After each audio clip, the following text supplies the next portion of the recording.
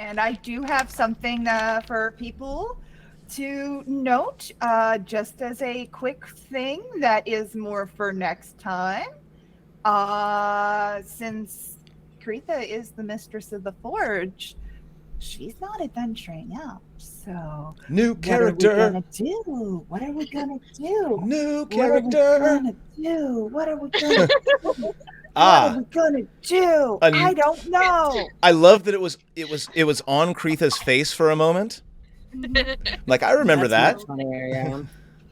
So yeah, that is just a tiny sneak peek of who may be joining us. Yes. So this is going to be fun.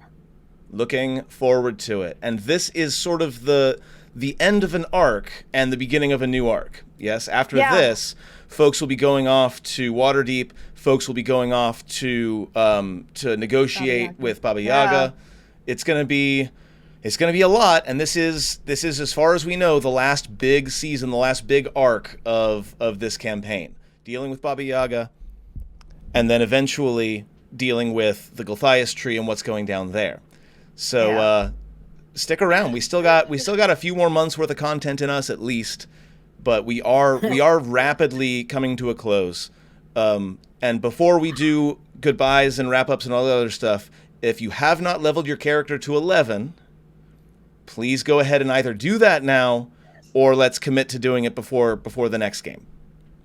I mean, both of mine are at 11, so... Okay, cool. I mean, Kretha's at 10. All of mine have been at 11. I'm just going to click commit to the changes I was making to Pyre. Perfect. Yeah, Kretha's at, 10. But, I mean, if you want me to give Swoops 11 character levels, I will. Do it. It'll do nothing for him. Maybe it'll give him some more HP. I mean, come on. 11 levels in Bard. It's fine. Oh, hell yes. He's so all good of my, all of Victor's, like, animal friends are all level 11 whatever. It's usually, like, level 11 construct because it does nothing.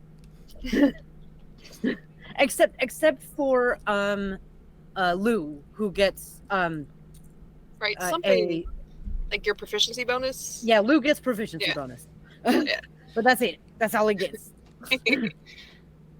Oh man, I loved all those interactions. Pyre and Kretha was an odd couple in there. That was fun. The largest and smallest characters in the current group, I believe. I'm gonna have to fight with that later. We'll have to work with hers. I mean, it's not that important. Well, you also have to ask yourself. He said you are worthy. Worthy of what? Right? Like, a compliment from Pyre was always like, okay, but what is this actually a good thing? Oh man, and for a little bit, like I had to ask that question because Kretha had no idea whether, like, because he kept talking about Durgadan, and if I spoke directly to Durgadan and all of that, so like she thought that he was there to talk to Durgadan, and got so confused. Oh wow. And it's like, we respect Durgadan. He's dead though, so we don't have to talk to him. Kretha had a very, very large roller coaster tonight. My vote is still the chase like I said, I cried like 3 times really to count the stuff that was happening with Calder, Barnabas, and Echo and stuff. I mean, I 100% shipped that 3-way. I don't know if Calder likes Barnabas enough for it to be true. Yeah, that's... Calder has zero interest in Barnabas. If he were in a relationship with the man, they would hate each other. That is, yes, that is... No, I'm aware of that. I'm just saying. Yeah. That is a love right angle, not a love triangle. Well, it's probably more like a love, It's what is that street thing called where there's I'm more thinking there's multiple lines going so off. Echo is holding two bags of coin, and there is a Starbucks on one side and a Tim Hortons on the other, and Echo is getting coffee from both. Well, don't forget, he also has his boyfriend Kamon, who we saw in Miramar. He also has, let me think of his backstory. He has a girlfriend who's a halfling sailor who comes into port sometimes in Neverwinter, and they have a when she's in town sort of a thing. And he also has a significant other in a hobgoblin mercenary who sometimes takes contracts that takes her through. Absolutely scandalous. Through Neverwinter. So yeah, Echo's polyamorous, and he's got like, you know, kind of like a when it works for you things with a lot of his Echo's people he's in relationships with. polyamorous. Kreetha's polyamorous. Way to bring the pun back. I'm proud of you. I will always bring the pun back. Yes. Both Oh is man. clueless. But So like good. in a clued way, like he's clued in, but in a dumb way. Yeah. Ghost could pick up on what the fuck was going on immediately. But like did not give a shit that it was happening. No, he was No, like, "This is no. if it's gonna. You can do it while I'm in the room. Like I'm not gonna stop you. I'm just saying, But if you want me to leave, you gotta tell me because I will not leave by myself." I'm just saying, Calder's upbringing would have been entirely puritanical based on his family. So like he has a lot of fucking hangups. And I think that's why Echo waited so long to actually make a move, because like Calder, especially right after the Forge of Fury, was just bleeding angst and trauma, and so I think Echo's like, okay, he needs someone to support him, not someone to seduce him right now. But then the more time he spent with him, Echo's like, okay, but when do I get to the seducing part? Oh, we're gonna split up for maybe a very long time in dangerous situations? Nah, I'm gonna make my move. Echo's here for a good time, not a long time. Literally and figuratively. I'm so curious about Delmain. I'm super curious about Delmain too, I'm considering just gonna hallow this real quick. Give me like 24 hours. 24 hours. One of the things that I love about this next upcoming thing, and this is something that I usually shy away from, except for in like vampire games, is that there are so many different personalities involved, all with their own agendas, and navigating the tangle of that and how it's going to cause characters to interact with each other, both within factions and across factions, it's going to be fascinating. This is going to be a very, very intense next few sessions, I think. Yeah. Oh yeah. I can't wait to discover what this new group dynamic is. And also think about what the off-screen group dynamic is, because it's Echo, Ghost, Pyre, and Sven heading to Waterdeep. Yeah, I love that Sven got added in on there. Just I'm pressured like, into A++. it. What a wild Sometimes- choice. Sometimes I worry. This will change nothing of what this group gets up to, but now we have an awkward camera to follow. I try not to make like DM PCs as often as I used to. Like Meepo, of course, was the first big one, but this was definitely a case of the DM being told like, oh no, we're bringing this guy with us. Yeah. So I'm okay with I have it. no say in the matter. I like that Sven is getting a little bit more forcible, like personality, Well, like workup. You know, he's an interesting character. It just backfired on him because Pyre interpreted his slightly bold, prideful take as cool. He's coming with us. Yeah. Welcome Yeah. to the group. Well, and he's the one that keeps telling Barnabas not to go because he's got responsibilities, right? So like, Yep. And so Barnabas is leaning there going like, aha, the shoe is on the other foot. Excellent. I'm sure Barnabas is absolutely laughing, like was just like, Oh, like he laughed non-stop the moment he was alone. this is probably the best place that Barnabas has been in, both like physically and mentally, like since you've met him. I think he's finally in a place where he's finally in his lane. Mm-hmm. And he's got Kreetha there with him, Durgadin, Vic. He's got a good team there to help, like Kevin Bonewolf. tackle Kevin and the other werewolves, just like to tackle logistics and get to work. It's a very good team. yeah. Diggy hole. I think that lull is a good place for us to get into our last little round so that we can go off and have some sleep before we have to do high pressure things tomorrow. Yeah. Why don't we go ahead and start with Jen? And you had a lot of things to choose from. I did What have was a lot of things to choose something from. you particularly enjoyed? And while I realized that there are many to choose from, what is a player character that you think most deserves inspiration? Now, most people already have it, but whatever. I'm sorry. It's 100% because I did not see this coming because I wasn't even like there for apparently the kiss. So like A++ goes to Echo for knocking my socks off with that Calder. You want to have sex? That I was done. Yep. There we go. I'm just like I was making the face, and it's the face that I always think of as what's her face from Rent when they're in the scene and she's like, and her mouth is just humongous. It's like that was in my during the wedding scene. Yes. It was the frying pan method. It was the I want to have sex with you. Hits him with the frying pan.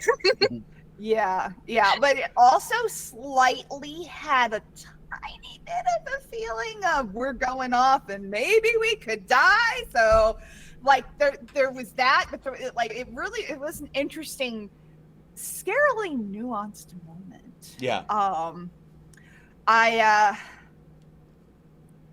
should have expected to cry several times tonight, but it's just been an interesting night, and it's been fun stepping back into Caritha. It's kind of bittersweet to have my, the first time I played in a while be what is maybe not the last time I beat Caritha, but definitely last time I beat Caritha for a while, because we talked about it quite a bit about, what we were going to do with her. And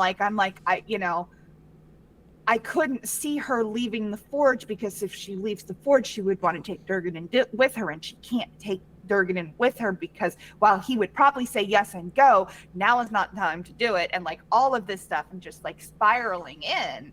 I'm just saying, bring Clarion on the Waterdeep adventure.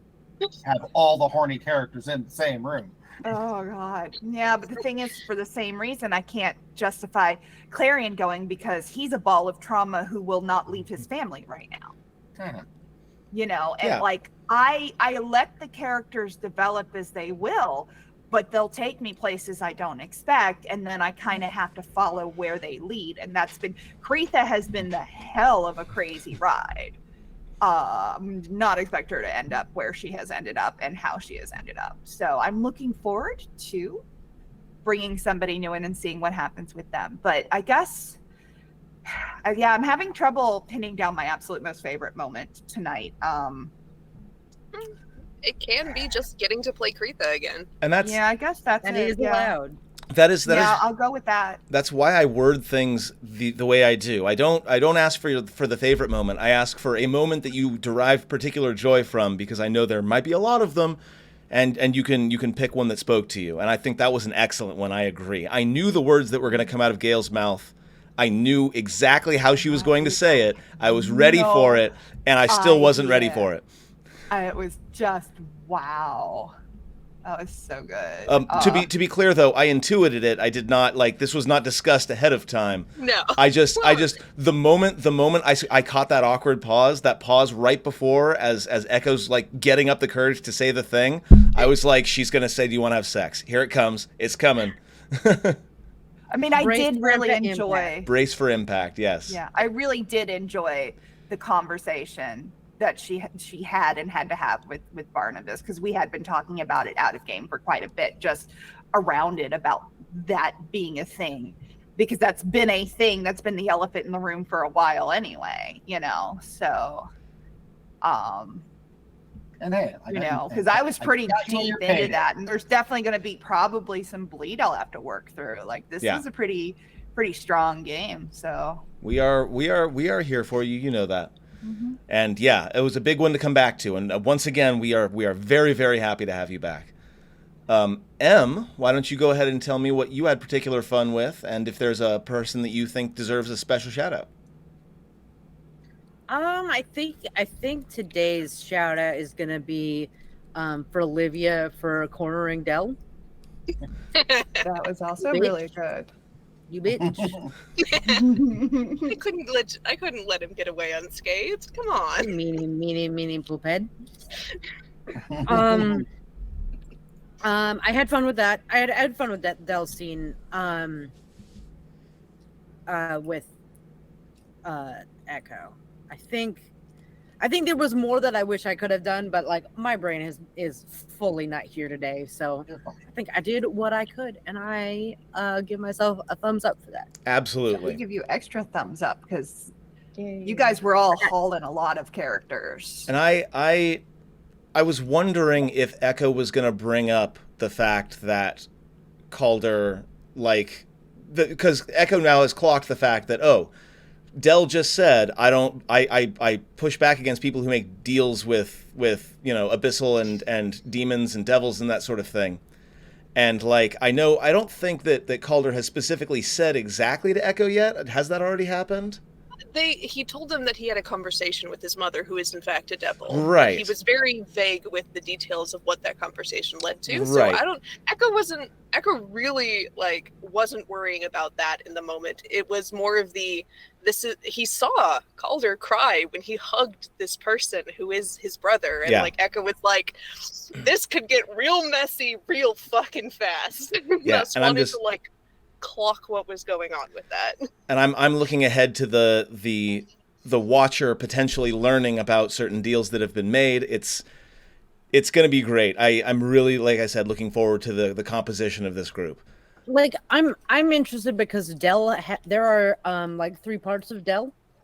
There's Dell, who is a person with a brother, right? There is Dell the cleric, and the breaker of chains, who is a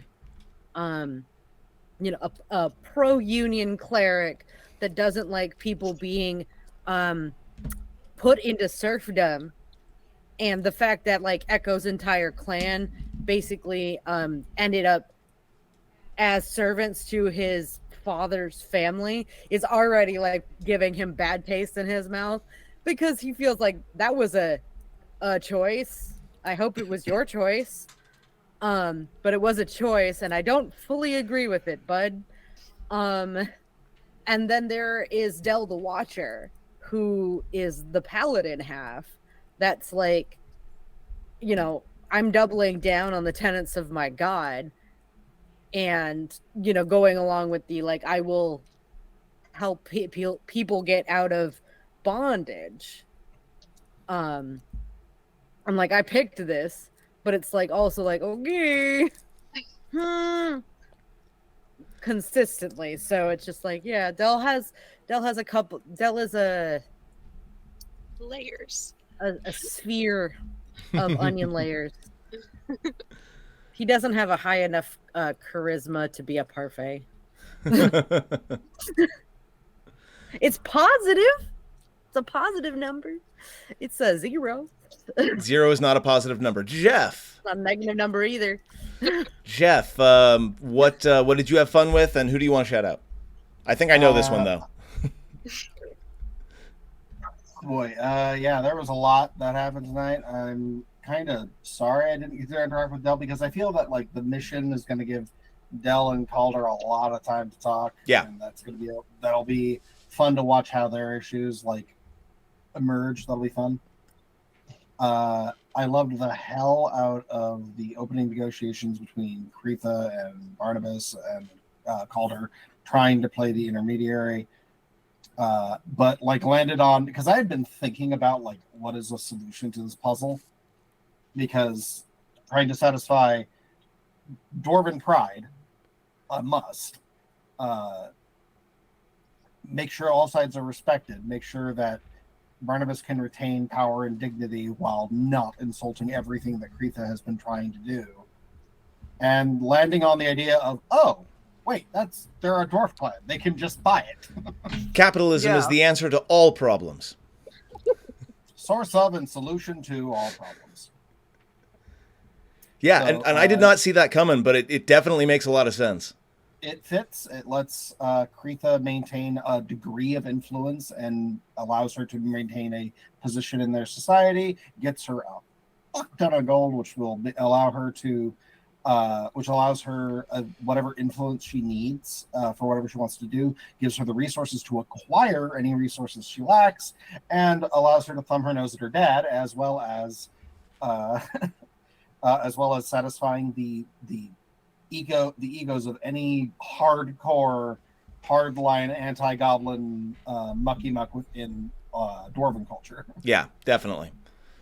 And as the Forge begins making more and more stuff, you will find that a percentage of the net profits, a small percentage, but given the amount involved, is probably going to be diverted to everyone who helped to secure the thing in the first place. So a lot of the player characters are going to become very wealthy over the next however long. If we survive. If you survive. I loved the interaction between Pyre and Kretha. That's one I've been. I love the dynamic of the biggest and the smallest. It was so awkward. It really was. Especially I also love teeing up the. It was my very good night. It was my very good pleasure to meet you. I'm a big fan of all your work, and that was good for me. And this mythology I've been building in my head for this Dragonborn tribe, who are all about like testing themselves against their to make themselves stronger by confronting that which they are weak against. Is a fun idea. They're a bunch of red Dragonborns that live in the fucking tundra. Yeah, that's super interesting. They deliberately want to pick a fight with the dwarves because like they're covered in stones and we can't burn those. Love it. It was a fun idea. I love the. That's why I was like, very well, you are worthy. Please give me a challenge. Tell me someone you want dead or a thing you want to have. I'll get it. Yeah, and I need to think about that over the next like couple of weeks, and I'll like get that to you. Hey, 2 Griffin plushies. Love that. I will get you all of the Griffin plushies. You come back with a live Griffin. Is that what you meant? I can totally see him doing that. Yeah. But then there's the elephant in the room, and holy shit, that was good. Very fun. I got to like so many clips. So many clips. Earlier, holy shit, Calder has hangups because under any other character, literally any game I've ever played, like that to that question, the answer would be a very immediate yes, please. But Calder is so like locked in his own head that like he is not a virgin. He's done all this, but to him, sex is a tool. It's a weapon you use to get what you want because he was raised by terrible people. Yep. So. And he knows that's not what Echo meant, but it's just a fun thing you do with people you trust, to Echo. And so Calder knows that, but it's just a case of I just handed a letter pouring my heart out to be delivered to you, and now you ask. The timing was exquisite. I think it's somehow better that Echo asked without knowing what was in the letter. That he didn't need Calder to do all of that in order for him to still want to have that experience with Calder. So my question then is, does it happen? Because we didn't fade to black before anything happened. I mean, I'm totally going to write fan fiction later, but there was consent on both sides. It seems to me like the answer is yes. I think they had a lot of fun. I'm not going to go into specifics about what they did, but I think they had a fun night. It happened. It was fun. I'm just saying, Echo literally has magic hands. And just saying. Calder is very creative with his magic. Moving right along. Weird. Why did it suddenly get awkward in here? I'm asexual. I'm getting bad Lasombra vibes. Don't like this. Gail, yes. Save me by saying what you had fun with and who you want to shout out. Wait, no. I had a lot of fun with. We've already gone over most of Echo's stuff, so I'm going to say I had a lot of fun getting to be Charlotte and getting to do this like a little, almost a preview of like how her interactions with the patron are much different than what we saw with Lore and the patron. So I enjoyed getting to like show just a little bit of like it's the same patron and she has taken on half of Lore's debt, but it's not the same arrangement. So that was kind of fun to tease that like Charlotte deals with entities differently than what you would expect. Yeah. And then my shout out is going to go to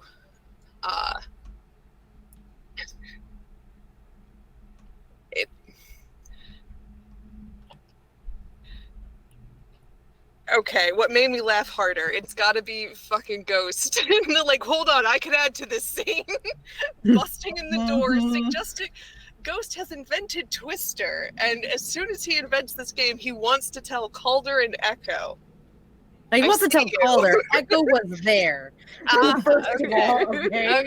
Okay. He wanted to tell Calder. Echo just happened to be in the room, and he's like, I can't stop that from happening. I have no power here. So I guess you get to find out too, buddy. If I don't let Ghost in, do you really think that'll stop it? No. But I have to say that, like, that, I think that moment made me laugh the hardest. There were a lot of moments this episode, but I think that one made me laugh the hardest. Love it. Fantastic. Let's do a quick round of plugs and let's get out of here. Em, where can people find you? You can find me on One Silver Key in all of the places. I'm also the person who does all of the things behind the scenes in BDC Presents over here on Twitch. Yes, twitch.tv/BDC Presents. You should definitely go and follow over there as well. Jen. My phone died, so I can't send things to chat. Jen, where can people find you? I'm the Swedish Geek Ball on most things, and I'll probably be starting up a new YouTube channel for my art side very soon, but I don't have the name quite for that yet. Excellent, fantastic. Gail, where can people find you? Especially your fan fiction. Yes, I post art, fan fiction, and animatics to A Measure of Separation, which is at Tumblr. I put it in the chat. Come see all the horny and funny shit I make there. Most of it's not canon. Jeff, where can people experiment? The game's gotten in my head. You can find me on Instagram and TikTok at Still Tired and Angry. Excellent. Because I am both of those things most of the time. And so, there I do art stuff and otherwise there are things. I haven't been doing a lot of art in a long time, but I'm still doing art. I've just been very nervous about showing it because I suck at times. So no, you're learning. It's different. As with all art. Yes. Being shit at something is the first step to getting kind of good at something. Jake the dog, what a philosopher.